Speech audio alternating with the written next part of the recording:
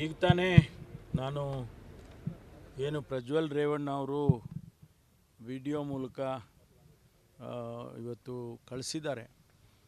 ನಾನು 31ನೇ ತಾರೀಕು 10 ಗಂಟೆಗೆ SIT ಮುಂದೆ ನಾನು ಬರ್ತೇನೆ, ಅವರಿಗೆಲ್ಲ ಸಹಕಾರವನ್ನು ಕೊಡ್ತೇನೆ ಅಂತ ಏನು ಹೇಳಿದ್ದಾರೆ ಅದನ್ನು ನಾನು ಸ್ವಾಗತ ಮಾಡ್ತೇನೆ. ಯಾಕೆಂದರೆ ನಾವು ಈಗಾಗಲೇ ತಮಗೆಲ್ಲ ಗೊತ್ತಿದ್ದಾಗೆ ಕರ್ನಾಟಕದ ಇತಿಹಾಸದಲ್ಲೇನೇ ಇಂಥ ಒಂದು ಘಟನೆ ನಡೆದಿರಲಿಲ್ಲ ಅನ್ನುವಂಥದ್ದನ್ನು ಇಡೀ ಜನತೆ ಮಾತಾಡ್ತಕ್ಕಂಥ ಈ ಸಂದರ್ಭದಲ್ಲಿ ಅವರನ್ನು ಕರ್ಕೊಂಡು ಬರಬೇಕು ಅಂಥೇಳಿ ಎಲ್ಲ ರೀತಿಯ ಪ್ರಯತ್ನ ನಡೀತಾ ಇತ್ತು. ಪ್ರಧಾನಮಂತ್ರಿಗಳಿಗೆ ಮುಖ್ಯಮಂತ್ರಿಗಳು ಪತ್ರ ಬರೆದರು, 2 ಬಾರಿ ಪತ್ರ ಬರೆದರು. ಮತ್ತು ನಾವು CBIಗೆ ರಿಕ್ವೆಸ್ಟ್ ಮಾಡಿಕೊಂಡು ಅಲ್ಲಿಂದ ಇಂಟರ್ಪೋಲಿಗೆ ರಿಕ್ವೆಸ್ಟ್ ಮಾಡಿ ಬ್ಲೂ ಕಾರ್ನರ್ ನೋಟಿಸನ್ನು ಕೊಡುವಂತೆ ಅವರಿಗೆ ನಾವು ರಿಕ್ವೆಸ್ಟ್ ಮಾಡಿಕೊಂಡಿದ್ದೋ, ಅವರು ಇಶ್ಯೂನೂ ಮಾಡಿದರು. ಆ ಪ್ರಕ್ರಿಯೆ ಕೂಡ ನಡೀತಾ ಇತ್ತು.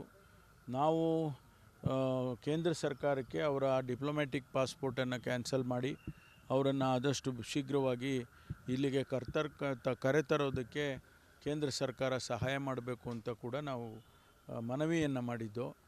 ಮೊನ್ನೆ ತಾನೇ ಕೇಂದ್ರದ ವಿದೇಶಾಂಗ ಸಚಿವರು ಕೂಡ ನಾವು ಅದಕ್ಕೆ ಪ್ರಕ್ರಿಯೆಯನ್ನು ಪ್ರಾರಂಭ ಮಾಡಿದ್ದೇವೆ, ಪ್ರಾರಂಭ ಮಾಡಿದ್ದೇವೆ ಆ ಪಾಸ್ಪೋರ್ಟನ್ನು ಕ್ಯಾನ್ಸಲ್ ಮಾಡೋದಕ್ಕೆ ಅಂತ ಕೂಡ ಅವರು ಹೇಳಿಕೆಯನ್ನು ಕೊಟ್ಟಿದ್ದರು. ಈ ಮಧ್ಯದಲ್ಲಿ ಅವರು ಪ್ರಜ್ವಲ್ ರೇವಣ್ಣ ಅವರೇನು ಹೇಳಿಕೆ ಕೊಟ್ಟಿದ್ದಾರೆ ಅದು ಸ್ವಾಗತ ಮಾಡ್ತೇನೆ. ಖಂಡಿತವಾಗಿ ಅವರು ಬರಬೇಕು, ಬಂದು ಇಲ್ಲಿ ಏನು SIT ಮುಂದೆ ಅವ್ರು ಏನು ಹೇಳಬೇಕು ಅದನ್ನು ಹೇಳ್ಕೊಳ್ಳಿ. ಆನಂತರ SIT ಅವ್ರ ಹತ್ರ ಏನು ಎವಿಡೆನ್ಸ್ಗಳಿದೆ, ಏನು ಮಾಹಿತಿಗಳಿದೆ, ಅದರ ಆಧಾರದ ಮೇಲೆ ತನಿಖೆಗಳು ಮುಂದುವರಿಯುತ್ತೆ. ನಡಿ ಈಗ ಶುರು ಮಾಡೋಣ. ಕೇಸರಿಯಿಂದ ಮನೋಲ್ಲಾಸ ಮನಸ್ಸು ಮತ್ತೇರಿ ಕುಣಿದಾಡಿದೆ ನೋಡು, ಮನಸ್ಸು ಮತ್ತೇರಿ ಕುಣಿದಾಡಿದೆ ನೋಡು. ಕ್ಷಣ ಕ್ಷಣವೂ ಆಚರಿಸಿ ಕೇಸರಿ ಹಬ್ಬ. ವಿಮಲ್ ಬಾಯಲ್ಲಿ ಹೇಳಿ ಕೇಸರಿ.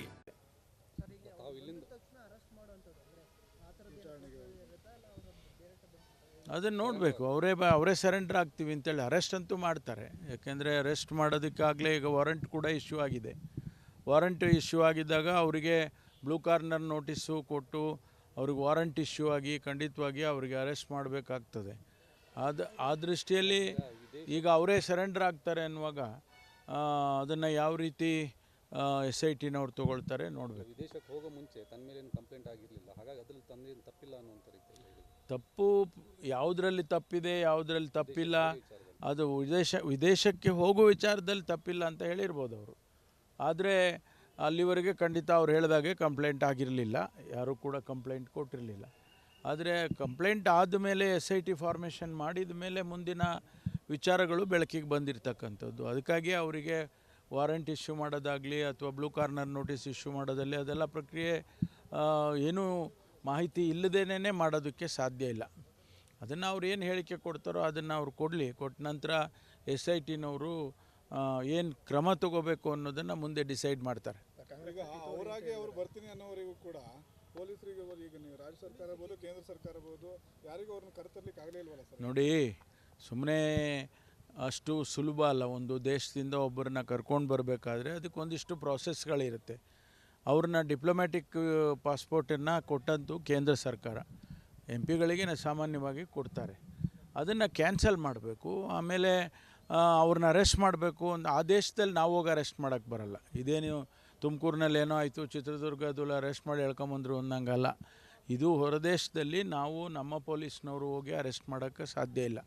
ಆದ್ದರಿಂದ ನಾವು ಆ ದೇಶದ ಲೀಗಲ್ ಪ್ರಾಸೆಸ್ ಏನಿದೆ ಅವರಿಗೇನೆ ನಾವು ರಿಕ್ವೆಸ್ಟ್ ಮಾಡಬೇಕಾಗುತ್ತೆ. ಅದನ್ನು ನಾವು ಕೇಂದ್ರ ಸರ್ಕಾರದ ಮೂಲಕ ನಾವು ಮಾಡಿದ್ದೇವೆ. ಹಾಗಾಗಿ ಈಗ ಅವ್ರು ಬರ್ತಾರೆ ಅಂದಾಗ ಭಾಳ ಒಳ್ಳೆಯದು, ಬಂದು ಅವ್ರು ಹೇಳಿಕೆ ಕೊಡಲಿ. ಅದ ನಂತರ SIT ಏನು ಮಾಡುತ್ತೆ ಅಂತ ಹೇಳಿ ಕಾದು ನೋಡೋಣ. ಸರಿ ಸರ್, ಕೇಂದ್ರ ಸರ್ಕಾರ ಸರಿಯಾಗಿ ಈ ರೀತಿಯಲ್ಲಿ ಸಹಕಾರ ಕೊಡ್ತಾರೆ ಅಲ್ಲ, ಎಲ್ಲಿ ಕೊಡಲಿಲ್ಲಲ್ಲ ಅವರು. ಡಿಪ್ಲೊಮ್ಯಾಟಿಕ್ ಇದನ್ನು ಕ್ಯಾನ್ಸಲ್ ಮಾಡ್ತೇವೆ ಅಂತ ಹೇಳಿದರು ಎಕ್ಸ್ಟರ್ನಲ್ ಅಫೇರ್ಸ್ ಮಿನಿಸ್ಟ್ರು. ಮಾಡಿರಲಿಲ್ಲ ಇನ್ನೂ ಮಾಡಿದ್ದೇವೆ ಅಂತ ನಮಗೇನು ತಿಳಿಸೇ ಇಲ್ಲ. ನಮ್ಮ ಪತ್ರಗಳಿಗೆ ಯಾವುದೂ ಪ್ರತಿಕ್ರಿಯೆ ಬಂದಿರಲಿಲ್ಲ. ಸೊ ಅಲ್ಲಿಗೆ ಅರ್ಥ ಅವರೇನು ಮಾಡಿರಲಿಲ್ಲ ಇನ್ನೂನೇ ಅಂತ ಆಯಿತು. ಗೊತ್ತಿಲ್ಲ ನಮಗೆ, ನನಗೆ ನೀವೇ ತೋರಿಸಿದ್ದಲ್ಲ. ಈಗ ನನಗೆ ಸುದ್ದಿ ಬಂದಿತ್ತು, ಒಂದು 2 hours ಮುಂಚೆ ಸುದ್ದಿ ಬಂತು, 2 ಗಂಟೆ ಮುಂಚೆ ನನಗೆ ಸುದ್ದಿ ಬಂತು, ಈ ರೀತಿ ಅವರು ಹೇಳಿಕೆ ಕೊಟ್ಟಿದ್ದಾರೆ ಅಂತೇಳಿ. ಇಲ್ಲಿ ನಾನು ಬೇರೊಂದು ಕೆಲಸಕ್ಕೆ ಇಲ್ಲಿ ಬಂದಿರೋದ್ರಿಂದ ಅವರು ವಿಡಿಯೋ ನೋಡಿರಲಿಲ್ಲ. ಈಗ ನೀವು ವಿಡಿಯೋ ತೋರಿಸಿದ್ರೆ ನೋಡಿದ ಮೇಲೆ ಇನ್ನೂ ಚೆನ್ನಾಗಿ ಕನ್ಫರ್ಮ್ ಆಯಿತು. ಇಲ್ಲ, ಅವ್ರು ಏನಾರ ಹೇಳ್ಕೊಳ್ಳಿ, ಅವ್ರು ಹೇಳಿದ್ದಕ್ಕೆ ನಾನು ಉತ್ತರ ಕೊಡೋಕ್ಕೆ ಹೋಗೋದಿಲ್ಲ. ಅವ್ರು ಬಂದು SIT ಮುಂದೆ ಅಪಿಯರ್ ಆದಮೇಲೆ ಆನಂತರ ಮುಂದೆ ಏನಾಗಬೇಕೋ ಅದಾಗುತ್ತೆ. ಅಲ್ಲ, ಎಲ್ಲರೂ ಕೂಡ ಸರ್ ಅಜ್ಞಾತ ಸ್ಥಳದಿಂದ ವಿಡಿಯೋ ಮಾಡಿ ಕಳಿಸ್ತಾ ಇದ್ದಾರೆ. ಈಗ ಇವರು ಕೂಡ ಪ್ರಜ್ವಲ್ ರೇವಣ್ಣ ಆಯಿತು, ಅವರ ಡ್ರೈವರ್, ಮಾಜಿ ಡ್ರೈವರ್ ಕೂಡ ಅಜ್ಞಾತ ಸ್ಥಳದಿಂದ ಕಳಿಸಿದ್ರು. ಸೊ ಅದರ ಮೂಲ ಪತ್ತೆ ಹಚ್ಚಲಿಕ್ಕೆ ಆಗಲ್ವಾ ಅಂತ?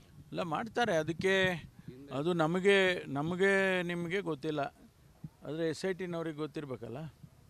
ಅವರು ಯಾವ ರೀತಿ ಅವ್ರನ್ನ ಕಸ್ಟಡಿಗೆ ತೊಗೋಬೇಕು ಅಥವಾ ಯಾವ ರೀತಿ ಅವ್ರನ್ನ ಕಾನೂನು ಚೌಕಟ್ಟಿಗೆ ತರಬೇಕು ಅಂತ ಅವ್ರು ಡಿಸೈಡ್ ಮಾಡ್ತಾರೆ. ನಾವು ಅವರಿಗೆ ಹೇಳಕ್ಕೆ ಹೋಗೋದಿಲ್ಲ.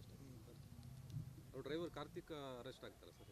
ಅದೇ ಅವರಿಗೆ ಕೋರ್ಟ್ ಮುಂದೆ ಹೋಗಿದ್ದಾರಲ್ಲ, ಅವರು ಕೋರ್ಟಿಗೆಲ್ಲ ಹೋಗಿದ್ರಲ್ಲ. ಎಲ್ಲರೂ ಹಾಗೆ ಹೇಳ್ತಾರೆ. ತಪ್ಪಿಲ್ಲ ಅಂದರೆ ಒಳ್ಳೆಯದು, ತಪ್ಪಿದೆ ಅಂದರೆ ಮತ್ತೆ ಮಾಡಿದವ್ರು ಯಾರು ಅನ್ನಂಗೆ ಆಗುತ್ತೆ, ಪ್ರಶ್ನೆ ಬರುತ್ತೆ. ಅದರಿಂದ ಅದು SITನವರು ಅದನ್ನೆಲ್ಲ ಮಾಹಿತಿಗಳನ್ನ ಕಲೆ ಹಾಕಿ ತೀರ್ಮಾನ ಮಾಡ್ತಾರೆ, ಯಾರು ತಪ್ಪು ಯಾರು ತಪ್ಪಿಲ್ಲ. ಮಾಹಿತಿಗಳ ಆಧಾರದ ಮೇಲೆ ಹೇಳಬೇಕಲ್ಲ, ಏನು ವಿತೌಟ್ ಎವಿಡೆನ್ಸ್ ಹೇಳೋಕ್ಕಾಗೋದಿಲ್ಲ. ಅದರಿಂದ ಆ ಆಧಾರದ ಮೇಲೆ ಹೇಳ್ತಾರೆ. ಈ ಪಾಸ್ಪೋರ್ಟ್ ರದ್ದು ಹೆಂಗೆ ಸರ್? ಅದನ್ನು ಬಂದಿಲ್ಲ ಅಂತ ಒಂದು ವೇಳೆ 31ಕ್ಕೂ ಬಂದಿಲ್ಲ ಅಂದರೆ ಅದು ಆಮೇಲೆ ನೋಡೋಣ. ಇನ್ನು ಇವತ್ತೆಷ್ಟು ತಾರೀಕು? 27. ಇನ್ನೊಂದು 3 days, ಇನ್ನು 3-4 days ಅಷ್ಟೇ ಆಗಲಿ. Thank you. ಕ್ಯಾಪ್ಟನ್ ಅರ್ಜುನ್ನ ಕೊಂದಿದ್ದು ಯಾರು? ಅವ್ರ ನರೇಟಿವ್ ಎಲ್ಲಿ ತಂದಿಟ್ಟಿದ್ದಾರೆ ಅಂತಂದ್ರೆ ಸಂಪತ್ತನ್ನ ಹಂಚಿಬಿಡೋದು ಅಂತ. ಇದು ಸ್ಟುಡಿಯೋ ಟಿಪ್ಪು ಜಯಂತಿ ಮಾಡಕ್ಕೆ ಅವ್ರಿಗೆ ಖಂಡಿಸಿದ್ರು. Very nice. ಯಾರು ತಪ್ಪು ಮಾಡಿರೋದಿಲ್ಲಿ? ಓಲೈಕೆ ಹೇಳಿಕೆ ಇದು ಅಂತ ಹೇಳಿ ಯಾಕೆ ಪರಿಗಣಿಸಬಾರದು? I.N.I. ಇದು ವೇದಿಕೆ, ಇದು ಫೋಟೋ ಎಲ್ಲರಿಗೂ ಒಂದು ಟೈಮ್. ನಿಮ್ಮ ಸಮಯ ಮುಗಿದಿದೆ. ಅವ್ರು ಹೇಳೋಕ್ಕಿಂತ ಮುಂಚೆನೆ ಹೇಗೆ ಪ್ರತಾಪ್ ಸಿಂಹ ಪಾಸ್ ಕೊಟ್ಟಿದಂತ ಆಗ್ಲಿ ಡಿಕ್ಲೇರ್ ಆಗೋಗಿತ್ತು ಅಂತ ನನಗೊಂದು ಡೌಟ್ ಬಂತು. ಸಾಕು ನಿಲ್ಸಿ. ಕೆಟ್ಟ ಪದ ಬಳಕೆ ಕಾಂಬಿನೇಷನ್ ಇಟ್ಟಿಲ್ಲ ನಾವಿಲ್ಲಿ.